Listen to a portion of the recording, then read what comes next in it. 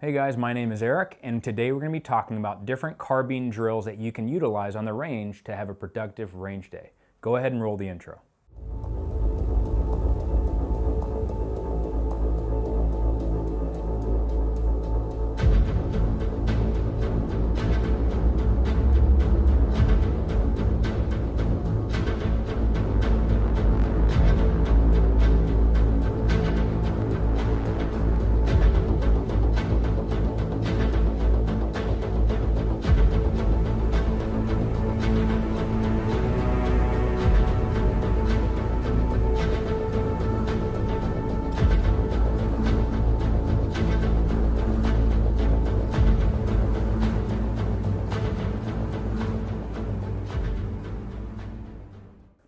Hey guys, thanks for checking out another HatchetCast episode, and today we're going to be talking about fighting carbine drills that we are releasing to you guys to utilize as a tool on your range day so that way you are very productive.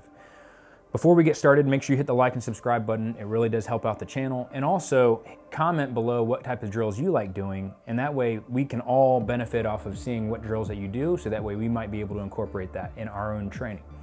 Also, if you have any questions, go check out the comment sections. There's some trolls in there from time to time, but there's a lot of great people who have a lot of knowledge down there. So make sure you go check out the comment section. They may be able to answer most of your questions that you may have. Guys, so today we're going to be talking about what do I use drills for, how do I utilize them as a productive tool, and then we're going to talk about the barrel and hatchet drills and go through them one by one, and also the concepts that we have behind each drill and why we built them the way that we did. And we'll also talk about hit factor scoring versus time standards and how you can utilize either or to make sure that you have good metrics on your performance. So after that, we're going to finish up with establishing goals and also the natural form of progression that you should experience as a shooter. And then we're going to wrap it all together and conclude the video. Guys, I will say some words pretty often. So for example, if I say drills or range day, just make sure you take a sip of whatever beverage that you're drinking, and because I'm probably going to be saying it quite a lot. So bear with me, but we're going to go ahead and get started on the subject of what is the purpose of drills in the first place.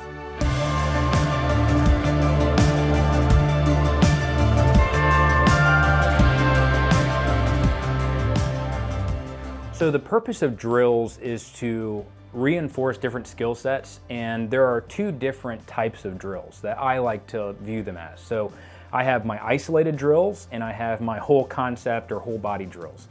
And I like to think of it in this way, where if I go to the gym and I want to work on a specific muscle group, like I'm doing just curls, I'm specifically working on just my biceps, right?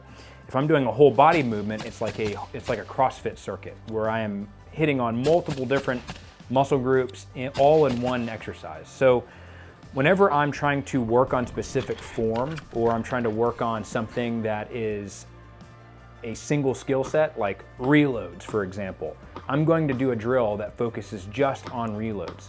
But eventually I need to incorporate a drill that's going to incorporate all the different skill sets to include reloads just in that one exercise. So this is how you can kind of take your training and make it where you're not just a one-trick pony, but you're able to be a complete, fully functional shooter and have good form with all the different skill sets combined together. So that's something else that drills will do for you, is to help you identify proper form and figure out where your deficiencies are and your pitfalls. So for me, what I like to do is I will take a whole body or a whole concept drill, right? Like we have in the fighting carbine standards, they're whole concept drills mostly. And I will do the drill and see, at any point in that exercise that I had bad form. So, was my reload sloppy? Was I having good control of the muzzle when I was moving from point A to point B?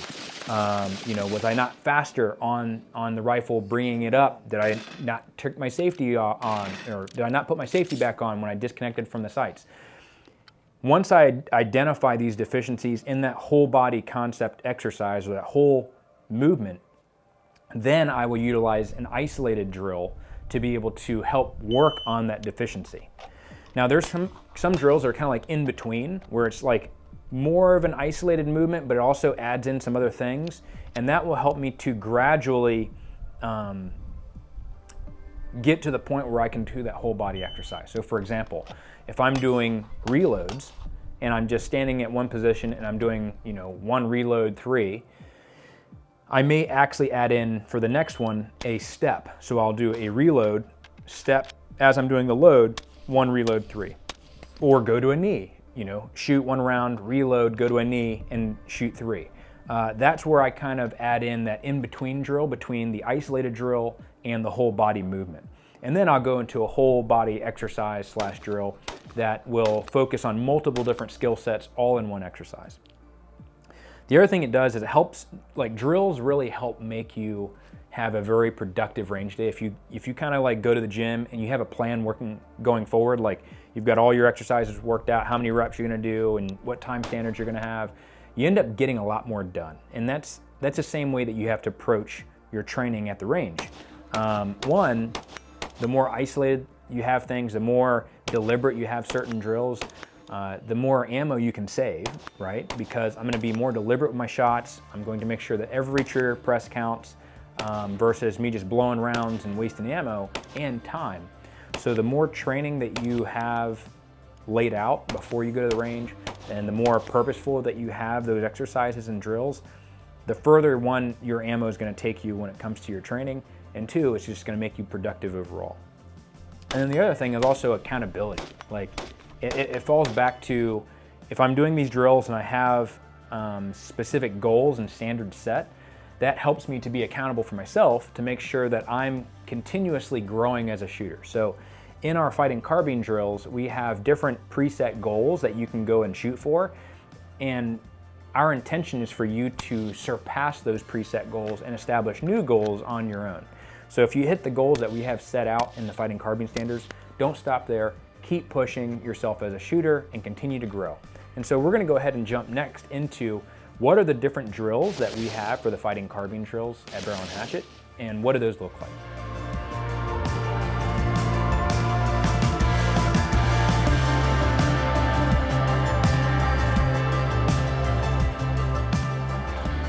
All right, so I want to talk to you guys real quick.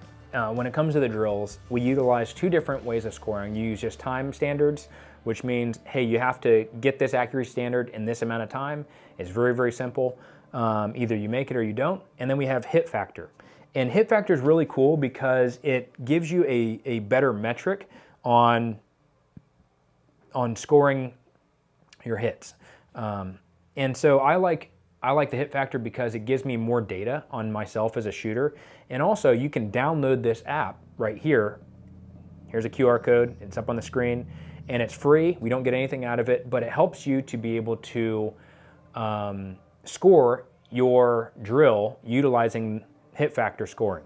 So all you're gonna do is you're gonna put in your time standard or your time that you got on your drill from your shot timer, and then you put in how many alphas, charlies, or deltas that you got in the app, and it will poop out your hit factor on the bottom.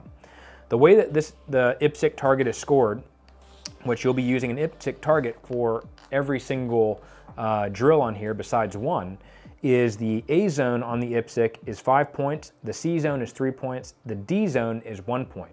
Now there is a couple of drills where we utilize just the head box versus the credit card. So in the head, there is a credit card A zone, and then the rest of the head is a Charlie zone.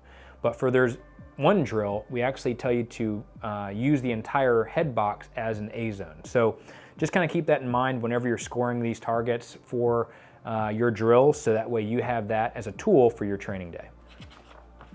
All right, so when we come to some of the drills in the fighting carbine drills, we have some very isolated drills and we have some whole body concept drills. And one of the isolated drills that we have is the baseline up drill. The shooter's gonna begin in the low ready, and that means that your muzzle's gonna be either in line with your belt buckle or the muzzle's gonna be pointed at the base of the target stand on the ground. Modified ready doesn't qualify. You wanna make sure that you have a good metric, and you don't wanna have a modified ready, which is where you have the rifle up and you're looking over top of the optic. A lot of people cheat this as a low ready. So you gotta make sure that you have your muzzle in line with your belt buckle and or pointed at the base of the target. This is gonna give you a good metric, so that way you're not cheating yourself out of a rep and giving yourself a skewed metric. So on the buzzer, the shooter will raise the rifle, switch off the safety, and engage the A zone chest with 2 rounds. Now all these drills are going to be utilizing an IPSC. Now, the shooter may not prep the safety. What that means is, if you're on the low ready, you can't turn your safety off and prep it. Obviously, I got to make sure that the safety is on until I'm ready to shoot. So once I'm connected in the sights with my target and I have a sight picture, then I switch the safety off and squeeze off the 2 shots.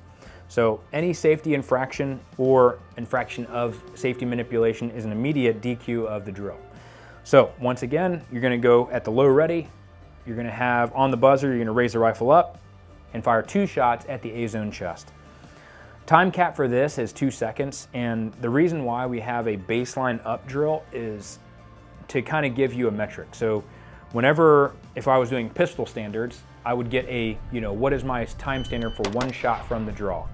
If I go and I do another drill down in the later on in the standards, and I'm trying to figure out where I can cut time, if I have a baseline time of like, okay, I can get 2 shots at 7 yards in 0.80 seconds. And I do a whole concept drill and I look at my first 2 shots and it's like a 1.50. Now I know that I can shave some of that time off if I'm working at that specific distance. So it kind of helps you gauge where you can shave time and where you're either being slow or you're already being fast, depending on what you measure throughout the drill. You're just trying to identify where I can speed up time. Now the different goals that we have here, the gunslinger is your top goal that you can shoot for, and that's 0.60 seconds.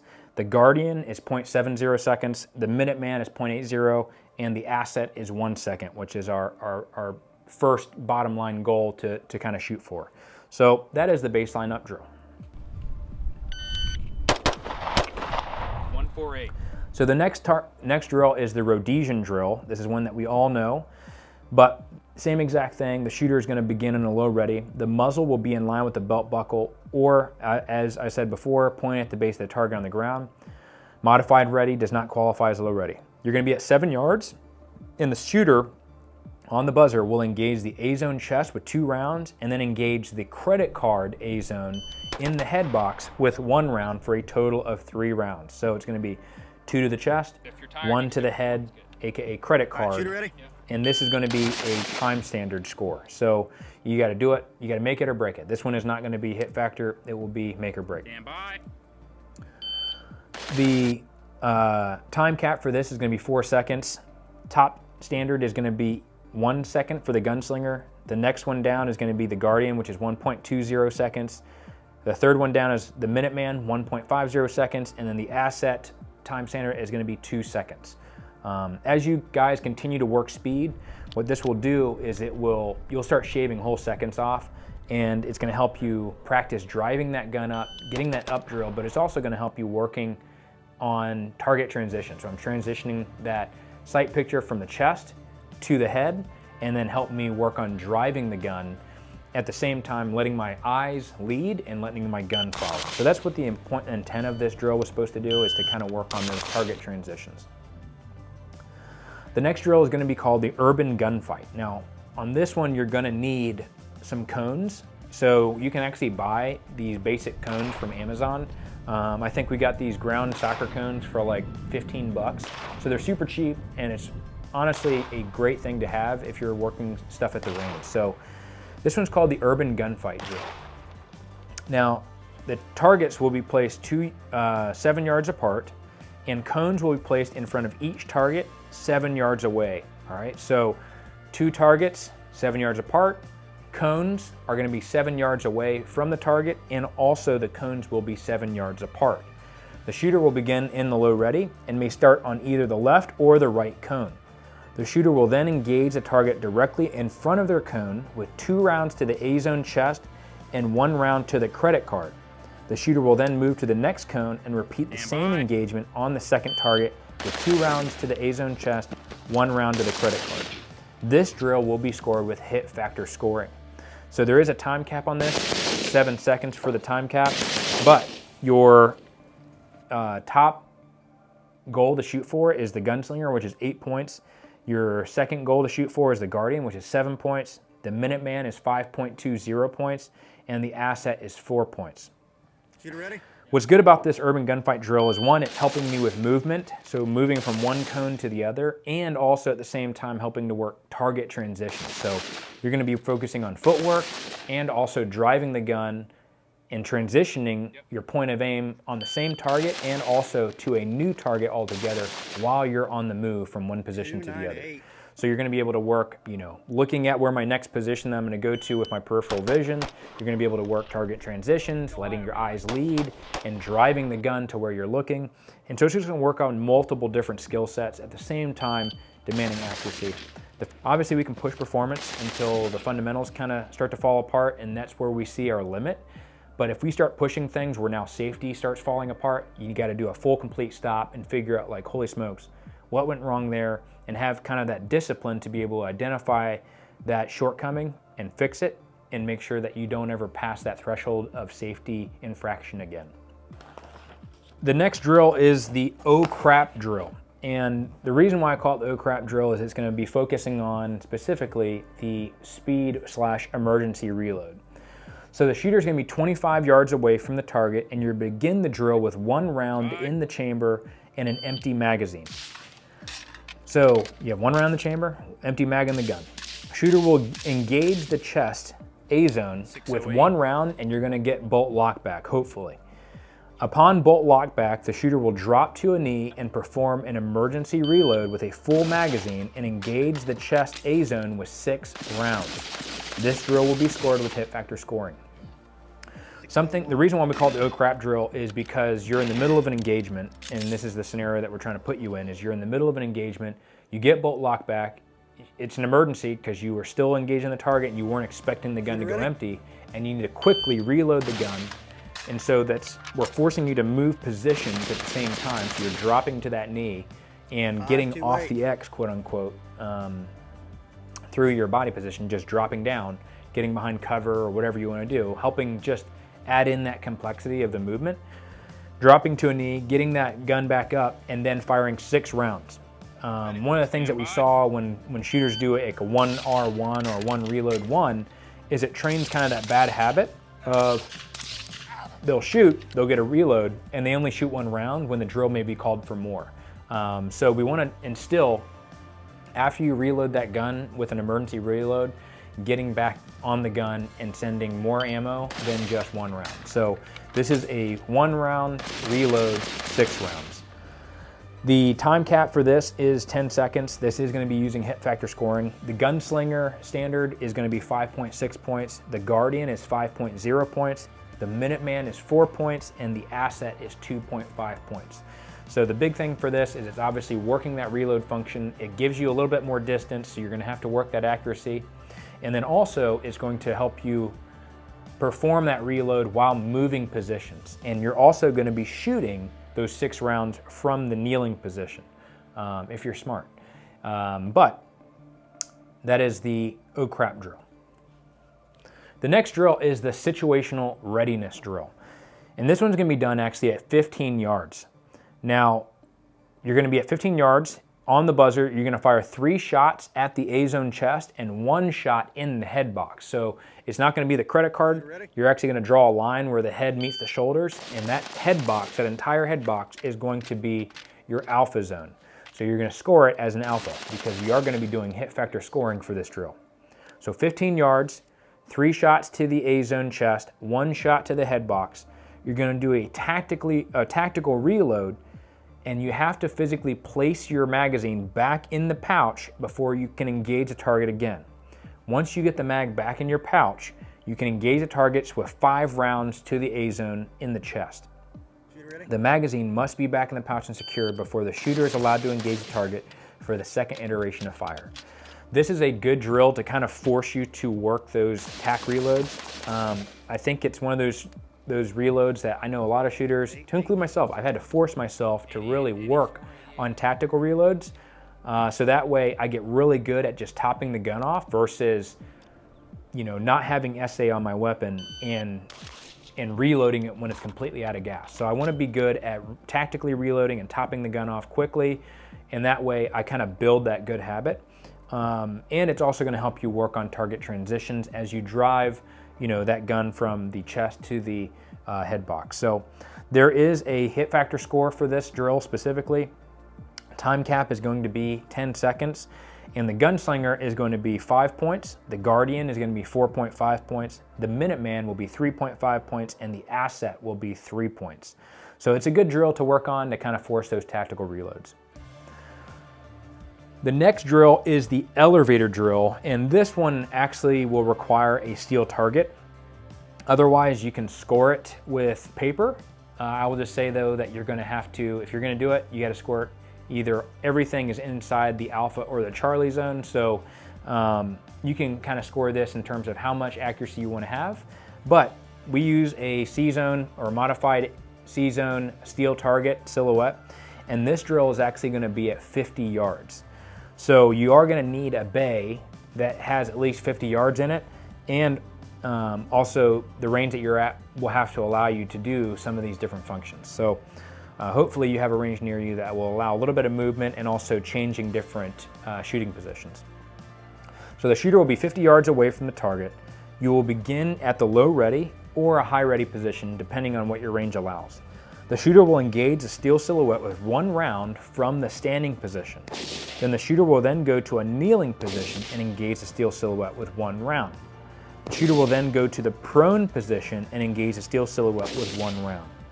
The shooter will then go back to a kneeling position, engage the steel silhouette with 1 round, and then go back to the standing position and engage the steel silhouette with the final round. The shooter will activate the safety when the eyes disconnect from the sights and prior to moving positions. An infraction of the safety will result in automatic DQ for the drill, and this is going to be a time standard. Now you have to be able to hit the target before you can move to a different position. So say for example, I'm in the standing position and I'm blasting and I keep missing, you can't move. This is going to be a time standard. So once you get that hit with that 1 round, drop to a kneeling, fire 1 round, drop to a prone, fire 1 round. You have to get hits at every position. Back to kneeling, and then back to standing for a total timed score. This is a good one, because it helps you to work that safety manipulation as you're going into different positions.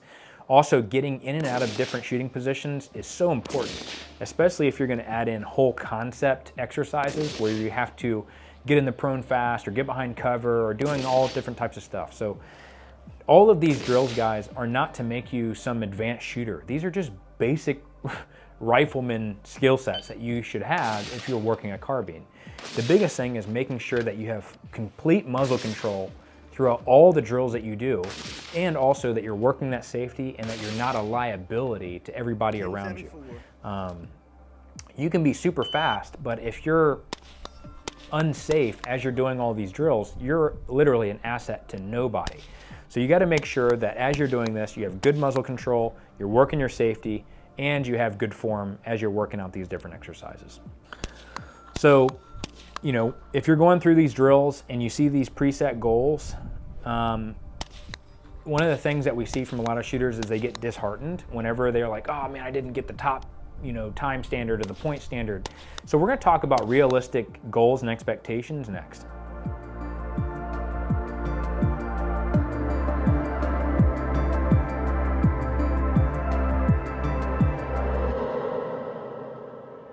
So whenever you're establishing a goal, and that's all the standards here, all that's meant to do is to give you some preset goals to shoot for. We know sometimes it's kind of difficult trying to build, your own drills and exercises on the fly. And so it's just easy to be able to have some sort of reference material to be able to print off and take to the range, and that way you can kind of go off of the flow of the exercises. The same way when you have a strength coach or a workout coach that's doing a whole exercise regimen for you and building all that out for you so you don't have to figure it out on your own. And setting these goals, these preset goals, is just used as a tool to help you drive your training to make sure that you're continuously growing as a shooter. So if you don't make the top time standard or the goal, that's perfectly fine. And be content with where you're at, but also have that new goal set, saying, hey, I'm going to work hard at the range and shoot for this next standard and kind of work towards those next goals. And then once you hit the top time standard or the top point on the, let's just say you make gunslinger on all of them, then make your own goals and try to do it faster and more accurate. So that's what we encourage you to do. And this is just natural progression of you as a shooter. It's just another tool that you can utilize to help you grow as a rifleman. And also, once you get all of these drills down pat and you're like, man, I'm a gunslinger shooter, all the way to and through, now add in more gear. Now I'm gonna try and see if I can do those time standards and meet those drills, the gunslinger goal, with a plate carrier or a chest rig or my helmet. And now I'm gonna do it under nods and see if I can do these drills. So all you're gonna do is just add in those layers and makes you more proficient and efficient as a shooter and as a standard rifleman. So this is something that you can do if you wanted to do where you add in certain barricades just so that way it's forcing you to go behind cover. You can totally do that. At the end of the day, this is just a tool for you to use on the range to help enhance you as a rifleman. I probably said rifleman a billion times, so apologies for that. The other thing also is we see a lot of times where people say like, oh, I'm just a tactical shooter, or I'm just a competition shooter. Honestly, it should be a symbiotic relationship. You should have, if you were focusing on trying to be a prepared citizen and a solid rifleman, you should be looking to seek knowledge from those competition shooters because they have a good grasp on how to shoot fast and efficiently and build the fundamentals quickly. So you should take information from that and also apply that to your training so that way you can be a fast rifleman and a very proficient shooter and also tactically and practically sound. If you're a competition shooter, it's good to take some of those tips from the rifleman where it's like, hey, you can utilize, I'm not shooting around these barricades just willy-nilly, like I need to actually get behind cover and use some concealment. So it should be a symbiotic relationship and we can all learn from each other. It shouldn't be alienated where I'm this or that. So make sure that you're trying to take the blend of all the different shooters and instructors around you to develop your own style as a shooter. At the end of the day, guys, these standards are literally meant for one thing, and that is to help you drive your training regimen and to also incentivize you, the shooter, to continue to go out and train. And if you're already out there training, then go get a family member or a friend that you know that's starting to get into shooting and be like, hey man, let's establish a good routine now and help you start training and having preset goals so that way you can continuously grow and pass that culture of being a trained rifleman, a prepared citizen, and passing on that tradition and passing on that change. There's a big change in the gun community today, and it's going in a really good direction. And so that is where we continue to drive that train, where the culture is making sure that citizens are more prepared, that they are better shooters, and that they are also utilizing all the equipment that's available to them, because at the end of the day, that's your right. It is your right to be free, and it is your right to train. So guys, make sure you go out and train. Also, if you enjoyed this video, make sure you share it with a friend. It's a great way to help us out and also help the channel to grow. So share this video or share any other videos that you get information from. Share those with your friends and family members. If you haven't already, go check out our HatchetCast podcast. We do have a HatchetCast podcast YouTube channel, and we also have the same podcast on Spotify. So go check those out where we talk about all the different kinds of subjects. And also we talk about, things like conspiracy theories, we talk about news, we talk about the shooting community. We also talk about scripture and the Bible and spirituality and talk about Jesus and the true mission set. And also go check out our Instagram for any behind the scenes type things. We're also on X, so anytime we have restocks in the website or in the store, you can go check that out. Also go check out the website, pick something up, come train with us. We do have fighting carbine and fighting pistol classes upcoming, so make sure you go and sign up for some training. We love training with you guys. It's an amazing privilege and it's an honor to always train with you. And also, if you want to pick up a lifetime membership, there's a lot of perks with that. It's only the cost of 2 classes, so you get 2 classes your first year free, and then every year after that you get a class free, 1 class free every year. So it really does give us a way to continue on the channel, but also gives us a way to give back, so and honor those lifetime members. At the end of the day, guys, make sure you go out and train. The most important thing is to continue to spread this culture of training and readiness and preparedness, because we live in uncertain times. So share this type of stuff with a friend or family member. Go out and train, continue to be the asset and not the liability, and we'll see you on the next episode.